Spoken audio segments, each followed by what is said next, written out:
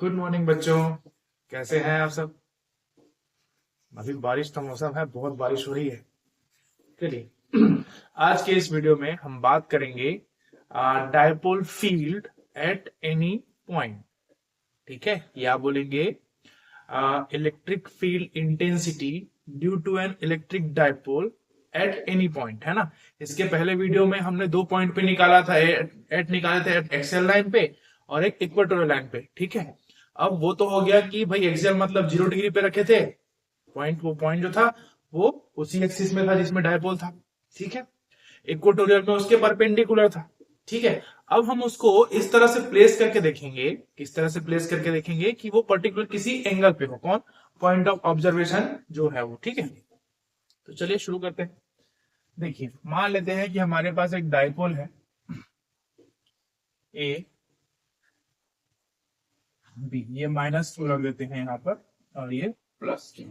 ठीक है, इसका सेंटर ले लेते हैं कितना, O, और इससे r डिस्टेंस पे एक पॉइंट लेते हैं P, जिसको हम बोलते हैं पॉइंट ऑफ ऑब्जर्वेशन।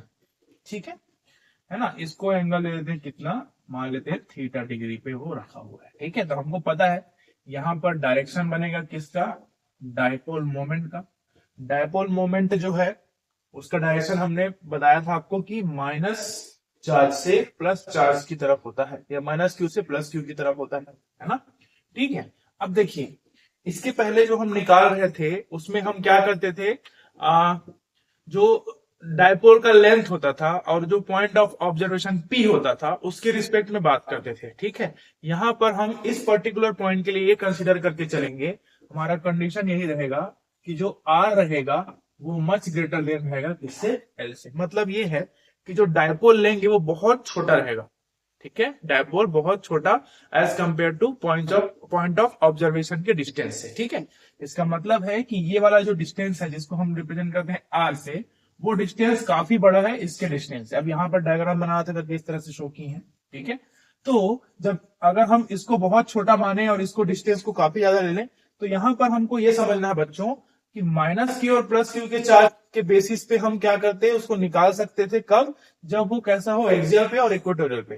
बट जब ये इस तरह से किसी पॉइंट पे निकालना रहेगा तब आपको 2 इलेक्ट्रिक फील्ड चाहिए रहेगा ना, क्योंकि हमको नेट इलेक्ट्रिक फील्ड निकालना है। ओके, क्योंकि 2 चार्ज है। ओके, तो उसके लिए हम क्या करेंगे, इस P को जो डायपोल मोमेंट है उसको 2 रेक्टेंगुलर कंपोनेंट में क्या करेंगे, रिजॉल्व करेंगे।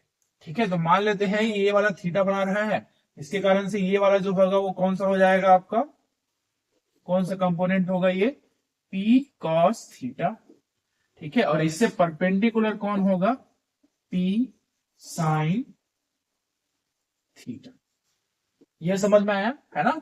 अभी हम लोग किसके बेसिस पे निकाल रहे हैं, डायपोल फील्ड या electric field due to electric dipole, उसके डायपोल मोमेंट के अकॉर्डिंग। तो 2 भाग में उसको डिवाइड कर दिए। ठीक है, अब ये जो पॉइंट ऑफ ऑब्जर्वेशन है ना, उस पे 2 इलेक्ट्रिक फील्ड बनेगा। कैसे कैसे बनेगा देखो, ये P cos थीटा के रिस्पेक्ट में जो इलेक्ट्रिक फील्ड बनेगा वो उसी के डायरेक्शन में होगा, जिसको हम बोलेंगे E1। ठीक है, P sin थीटा के रिस्पेक्ट में जो बनेगा वो होगा इसके परपेंडिकुलर, जिसको हम बोलते हैं इक्वेटोरियल। तो ये हो जाएगा E, और इसका जो रिजल्टेंट बनेगा वो बनेगा E, हमको पता है। ठीक है, ये ऐसा होगा। यहां पर मान लेते हैं एंगल बना रहा है कितना, अल्फा। तो इसको जब मिलाएंगे तो ये बनेगा एक क्या, पैरेललोग्राम, और वहां पर हम parallelogram law of vector addition लगाएंगे। ठीक है, तो हमारा काम बन जाएगा। ठीक है, तो चलिए पहले E1 को कैलकुलेट करते हैं, है ना। तो क्या लिखेंगे यहां पर, electric field intensity at point P with respect to P cos theta. अब देखो, अब P cos थीटा के रिस्पेक्ट में ये किस में है, उसके एक्सियल लाइन पे है ना। कौन? ये पॉइंट ऑफ ऑब्जर्वेशन किस में है, एक्सियल लाइन पे है। ठीक है, क्योंकि उसी एक्सिस पे लाई कर रहा है, इसलिए यहां पर जो E1 निकलेगा वो कितना हो जाएगा बच्चों, 2P cos theta divided by 4 pi εnaught r cube. ठीक है, अब यहां पर मैं डायरेक्ट r क्यूब लिख दिया। पहले वाले जब इसको आप निकाल रहे हो तो r² + l² ऐसे कुछ आया था, तो वहां पे वो कंडीशन लगा हुआ है कि उसका जो पॉइंट ऑफ ऑब्जर्वेशन है वो काफी दूर रखा है as compare to dipole length से। ठीक है, तो इस कारण से ये कंडीशन आएगा इसका। ठीक है, तो ये कैसा होगा, इसका डायरेक्शन कैसे होगा, अलोंग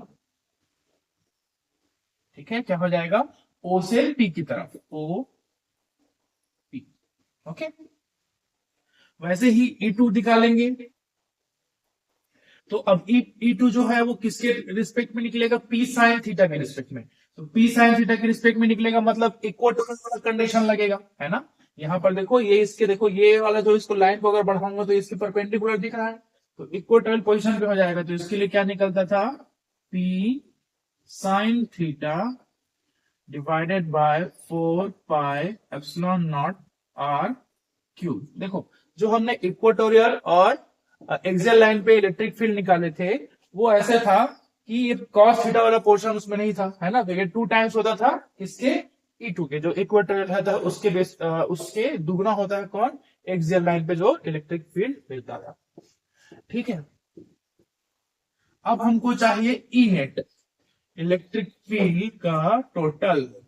तो इसको कैसे निकालते हैं बच्चों, √over E1 square plus E2 square plus 2E1 E2 cos theta, इस फॉर्म में निकालते हैं। हमारा फॉर्मूला होता है किसी भी वेक्टर को निकालने के लिए, रिजल्टेंट। ठीक है, तो यहां पर देखो दोनों के बीच का एंगल कितना है, 90 डिग्री है। तो यहां पर जो है वो ऐसा हो जाएगा, E1 square plus E2 square plus 2E1 E2 cos 90 degree, है ना। और cos 90 का वैल्यू कितना हो जाता है बच्चों, इसका वैल्यू होता है 0। तो ये सिर्फ और सिर्फ क्या बचेगा, तो E net is equals to मिलेगा हमको √over E1 square plus E2। ठीक है, इसको दे देंगे equation number 1।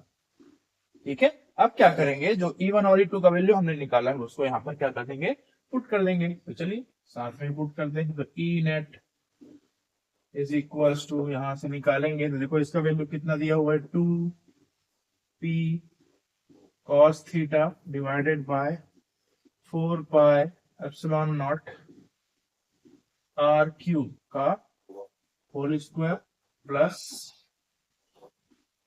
p sine theta divided by 4 pi epsilon not are cube का होल स्क्वायर। यस, ठीक है। अब देखो यहाँ पर इसको देखो, ये भी क्या है, 4 पाई एप्सिलॉन आर सेम, और ये भी 4 pi epsilon not are cube है। तो ये भी दोनों यहाँ दिख रहे हैं, बराबर दिख रहे हैं, और दोनों का स्क्वायर लगा हुआ है। तो अगर हम इसको थोड़ा अलग करके लिखें ऐसे, तो ये हो जाएगा 4p² cos square theta p² sign square theta. Okay, और ये जो नीचे वाला पोर्शन है उसको हम कंबाइन करके लिख देते हैं 4 pi epsilon not are cube का होल स्क्वायर। ठीक है, यहां तक समझ में आया, नोट करो इसको। ठीक है, चलो शुरू करें। देखो तो जो ई नेट होगा वो कैसे आ जाएगा बच्चों, देखो इसको क्या लिखेंगे, p² को बाहर कर दें, ये p² बाहर हो गया तो ये हो जाएगा 4 cos square theta plus sine square theta. ठीक है, और ये जो नीचे वाला है वो उसका स्क्वायर और स्क्वायर रूट कैंसिल हो जाएगा, तो ये पूरा रूट से बाहर निकल जाएगा। तो 4 पाई एप्सिलॉन नॉट कितना हो जाएगा, आर क्यूब के बराबर। ठीक है, अब देखो ये p² में स्क्वायर है तो इसके साथ कैंसिल हो जाएगा, तो p बाहर, और ये 4 pi epsilon not are cube जो है वो तो पहले से बाहर आ गया था। अब बच गया कौन, ये देखो, तो ये बचेगा 4 cos square theta plus sine square theta, इतना बचेगा किसके अंदर, रूट के अंदर। ये किसका है, आपका नेट इलेक्ट्रिक फील्ड है। ठीक है, ई नेट है। अब इसको थोड़ा सा मॉडिफाई करेंगे, मॉडिफाई नहीं, थोड़ा सा तोड़ेंगे। तो ये देखो, ये P divided by 4 pi epsilon not are cube. Okay, इसको जब हम ब्रेक करेंगे बच्चों, देखो ये क्या है, 4 है तो उसको क्या करते हैं, 3 cos square theta plus cos square theta plus क्या करते हैं, साइन स्क्वायर थीटा के फॉर्म में कर देते हैं। तो ये हो जाएगा P divided by 4 pi epsilon not are cube, और ये हो जाएगा देखो 3 cos square theta, cos square theta plus sine square theta कितना हो जाता है 1। तो ये नेट इलेक्ट्रिक फील्ड मिलेगा हमको इतना, ठीक है ना। नेट इलेक्ट्रिक फील्ड है ना, इसको लिखेंगे न्यूटन पर कूलम, ठीक है। तो इससे हमको ये समझ में आया कि जब हम बात करेंगे dipole field at any point, किसी भी पॉइंट पर other than axial and equatorial line, ठीक है, तो उसका रिजल्टेंट क्या मिलेगा, नेट इलेक्ट्रिक फील्ड मिलेगा P upon 4πε0 r³ root over 3 cos square theta plus 1, ठीक है ना। ये इस तरह से मिलेगा। अब इसका डायरेक्शन देख लेते हैं किसका, ये जो नेट इलेक्ट्रिक फील्ड है उसका, है ना। तो नेट इलेक्ट्रिक फील्ड का डायरेक्शन कैसे निकालते हैं, tan अल्फा से, है ना। तो tan अल्फा से थ्रू निकालेंगे तो एक होगा परपेंडिकुलर और एक हो जाएगा क्या उसका बेस, ठीक है। तो परपेंडिकुलर वाला जो है वो ये वाला बनेगा, देखो इसके सामने परपेंडिकुलर ये वाला है, तो जितना ये है उतना ही ये भी होगा, है ना। तो वो किसके कारण से आ रहा है, साइन थीटा के कारण से। तो ये हो जाएगा P sine theta upon 4πε0 r³, ठीक है। और अपॉन क्या होता है हाइपोटेनस, है ना। तो हाइपोटेनस कौन सा है, ये वाला, ठीक है। सॉरी tan क्या होता है, परपेंडिकुलर अपॉन बेस, है ना। तो परपेंडिकुलर हो गया ये वाला, और ये क्या हो जाएगा बेस, बेस जो है एक्सियल लाइन, तो एक्सियल लाइन वाला कौन सा था 2p cos theta divided bye 4πε0 r³। तो ये जो सेम है कट जाएगा, ये p से p भी कट जाएगा। तो tan alpha is equal to कितना निकलेगा बच्चों, 1/2 tan थीटा, ठीक है। ये ऐसा हो गया इसका डायरेक्शन, है ना। इसको अल्फा निकालेंगे तो उधर जाकर tan इनवर्स 1/2 tan थीटा हो जाएगा, ठीक है। अब इसमें एक कंडीशन लगाते हैं छोटा सा, ठीक है, देखते हैं कैसे होता है। कंडीशन लगाएंगे, देखो when theta is equal to 0 degree. अब थीटा क्या था, है ना, डायपोल और जो पॉइंट था उसके बीच का जो एंगल था उसको हम बोलते हैं थीटा। अब उसको बोले कि ये डायपोल है और उसको पॉइंट को इसी पॉइंट पे रख दिए, पॉइंट ऑफ ऑब्जर्वेशन को डायपोल में ही रख दिए ऐसा, ठीक है। तब अल्फा का वैल्यू क्या निकलेगा, अल्फा कौन है, रिजल्टेंट इलेक्ट्रिक फील्ड, ठीक है। तो रिजल्टेंट इलेक्ट्रिक फील्ड की बात करेंगे तो यहां पर निकलेगा बच्चों tan alpha is equal to 1/2 tan theta के जगह कितना रखेंगे 0 डिग्री रखेंगे, तो ये पूरा पोर्शन हो जाएगा 0। तो tan अल्फा इक्वल टू 0, तो अल्फा इक्वल टू भी कितना हो जाएगा 0 डिग्री। इसका मतलब ये है कि इसको हमने देखा हुआ है ना, कैसे कि अगर हम उस पॉइंट ऑफ ऑब्जर्वेशन P को कहां पर रखते हैं, एक्सियल लाइन पे रखते हैं, तो जो आपका नेट इलेक्ट्रिक फील्ड आता है उसका डायरेक्शन क्या होता है, अलोंग डायपोल एक्सिस। जिधर डायपोल का एक्सिस रहता है उसी के 0 डिग्री पे क्या हो जाता है, वो जाता है रिजल्टेंट की, हमने देखा हुआ है। वैसे ही अगर theta is equal to 90 degree रख के देखें, ये ऐसा है ना, तो यहां पर रखेंगे tan alpha is equal to 1/2 tan 90। tan 90 का वैल्यू होता है इंफिनिटी, तो ये हो जाएगा tan अल्फा। तो यहां पर से अल्फा इज इक्वल टू निकलेगा 90 डिग्री। इसका मतलब ये हुआ बच्चों कि अगर हम डायपोल के रिस्पेक्ट में पॉइंट ऑफ ऑब्जर्वेशन को परपेंडिकुलर रखते हैं, बिल्कुल इस तरह से, जिसको हम बोलते हैं इक्वेटोरियल पोजीशन, यहां पर रख देते हैं, ठीक है। तो इसका जो रिजल्टेंट आएगा, जो रिजल्टेंट इलेक्ट्रिक फील्ड होगा वो क्या करेगा, है ना, रिजल्टेंट इलेक्ट्रिक फील्ड जो होगा वो क्या करेगा, परपेंडिकुलर रहेगा किसके, उस एक्सिस के, है ना, ठीक है। और उसका जो अल्फा है वो क्या निकलेगा, बिल्कुल परपेंडिकुलर निकलेगा, ठीक है। आई होप आपको ये समझ में आया हो, कोई भी डाउट रहने में बताएंगे, ठीक है, नोट इट डाउन। चलिए अब हम बात करेंगे कपल का। कपल कब, जब उस इलेक्ट्रिक डायपोल को क्या करें, एक इलेक्ट्रिक डायपोल को यूनिफॉर्म इलेक्ट्रिक फील्ड में क्या करें, प्लेस कर दें, ठीक है। तब क्या होता है उसको देखते हैं, ठीक है। तो आइए साथ में चलते हैं, ठीक है। देखिए यूनिफॉर्म इलेक्ट्रिक फील्ड बोला है, मतलब ये होगा कि वो हर एक जगह पे कैसे रहेगा, एक समान, ये इस तरह से। ठीक है, मान लेते हैं कि हमने एक डायपोल को कुछ इस तरह से प्लेस कर दिया। ठीक है, ये ऐसा, तो यहां पर बना लेते हैं एंगल, है ना। तो ये वाला पॉइंट होगा और एक वाला पॉइंट होगा, इसको बोलते हैं हम, यहाँ पे दे देते हैं प्लस क्यू चार्ज, यहाँ पर माइनस क्यू चार्ज, इसको दे देते हैं ए, इसको दे देते हैं बी। ठीक है, कितना एंगल बनाते हुए रखे हैं बच्चों उसको, थीटा एंगल। ठीक है, तो यहां पर दो फोर्स लगेगा, है ना, एक फोर्स इधर रहेगा और एक फोर्स इधर रहेगा। कैसे, देखिए आपको ये समझना है कि अगर मैं डायपोल को क्या करता हूं, इस तरह रख देता हूं किसी पर्टिकुलर एंगल में, ठीक है, तो ये नेगेटिव चार्ज है और हमको पता है कि जब यूनिफॉर्म इलेक्ट्रिक फील्ड बना होगा तो यहां पर पूरा पॉजिटिव होगा और यहां पर पूरा क्या होगा, नेगेटिव होगा। तो ये जो नेगेटिव है उसको ये पॉजिटिव क्या करेगा, अट्रैक्ट करके उसको घुमाने की कोशिश करेगा। क्या करने की कोशिश करेगा, घुमाने का। ठीक है, तो जब घुमाने की कोशिश करेगा तो इसके ऊपर फोर्स लगेगा, तो यहां पर दो फोर्स काम करेंगे, एक फोर्स इधर काम करेगा जो होगा प्लस क्यू ई, ठीक है, और एक फोर्स जस्ट उसके अपोजिट डायरेक्शन में काम करेगा, ये होगा आपका force that is minus Q E. अब ये फोर्स कहां से निकला, हमने पढ़ा था electric field is equal to F by Q, तो यहीं से अगर हम फोर्स निकालें तो ये क्या हो जाता है, क्यू इंटू, ये हो जाता है क्यू इंटू ई, इस तरह से बनेगा। ठीक है, अब खुद सोच के देखिए, ये फोर्स जो है और ये फोर्स जो है दोनों कैसे हैं, इक्वल मैग्नीट्यूड।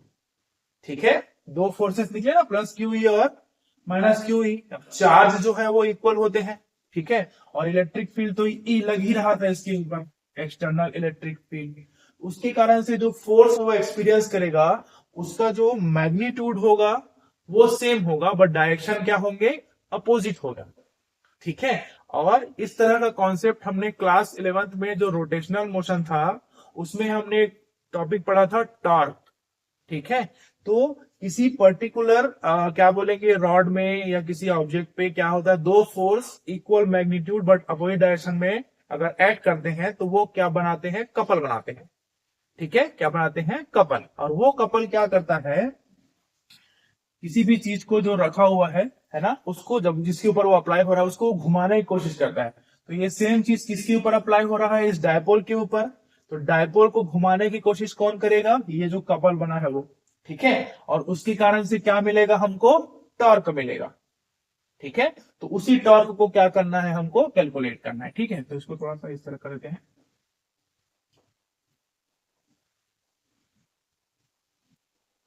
अब देखिए ये सभी लाइन पैरेलल है, तो ये इसके पैरेलल एक लाइन खींच दिया, तो ये थीटा है तो ये भी कितना हो जाएगा, थीटा। ठीक है, ये थीटा है तो ये भी कितना हो जाएगा, थीटा। मान लेते हैं ये पॉइंट को हम दे देते हैं सी। ठीक है, अब आपको समझना है, यहां पर आपको समझना है torque.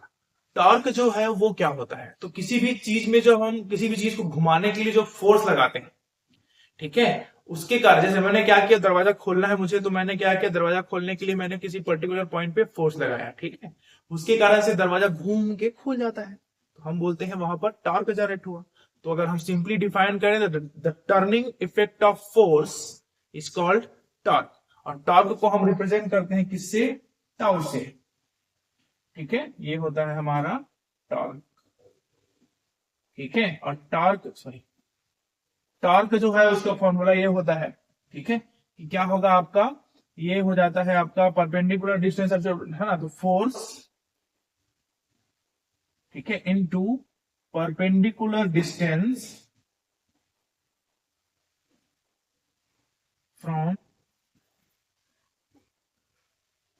From axis of rotation, axis of rotation. ठीक है, ये होता है ऐसा, तो इसको हम बोलते हैं मोमेंट ऑफ कपल।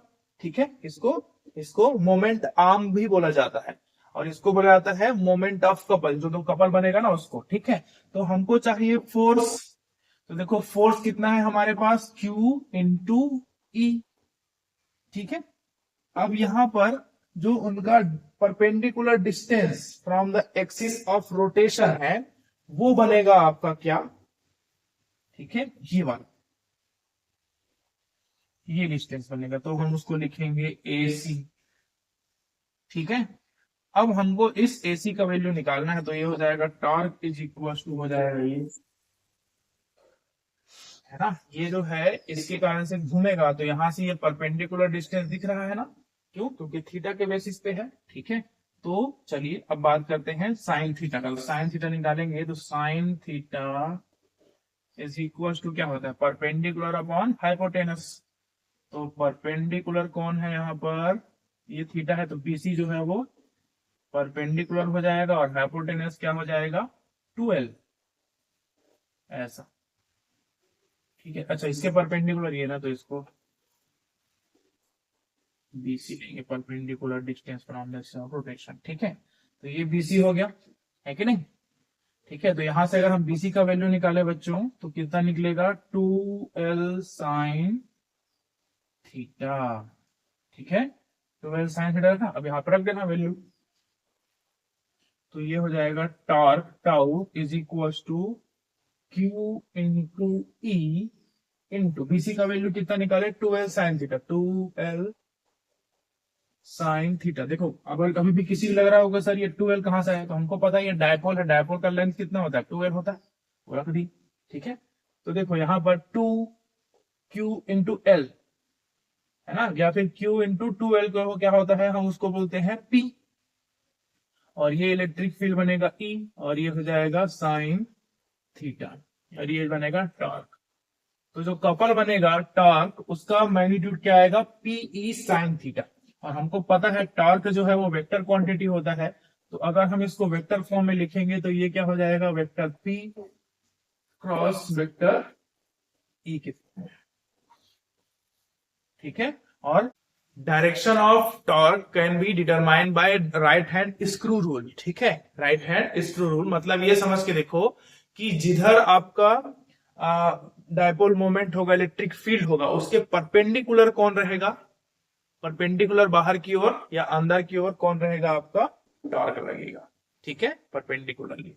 हमने टॉर्क कितना निकाला, tau is equal to PE sign